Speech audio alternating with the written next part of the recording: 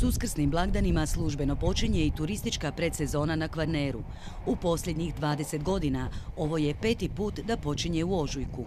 Unatoč ranom Uskrsu većina hotela na Opatijskoj rivijeri je popunjena. Goste tijekom uskršnjih praznika očekuju odlični programi i to je stvarno nešto što ih je privuklo i zbog čega vjerujemo da je odaziv odličan. Prije svega radi se o odličnim glazbenim programima, uskršnjim koncertima, animacijskim programima za djecu. Ovogodišnje iznenađenje svakako je i veliko zanimanje gostiju za smještaj u kampovima, pa ih je za blagdane na Kvarneru otvoreno 10-ak. Na riječkom području ovog produženog vikenda boravi oko 1000 gostiju. Više je to za 10% u odnosu na lani i znatno povećanje s obzirom da Rijeka nije klasična odmorišna destinacija u kojoj Uskrs znači i službeni početak turističke sezone.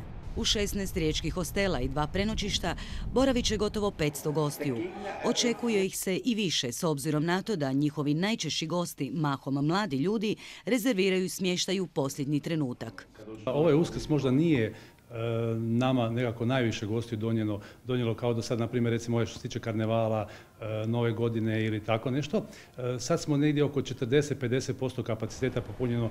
Popunjeno je i 70% smještenih kapaciteta u 4 riječka hotela i botelu. U sklopu uskršnjeg paketa, odnosno uskršnjeg vikenda, pripremili smo ponudu koja se bazira na gastronomskom doživljaju i koji zapravo njeguje tradicionalna uskršnja jela. Mi vjerujemo da ćemo realizirati jednaki turistički promet kao prošle godine. To bi značilo negdje oko 45.000 noćenja, oko cirka 14-15 tisuća dolazaka gostiju. Nastavili se ovakvi rezultati, na Kvarneru se može očekivati rast turističkog prometa tijekom cijele godine.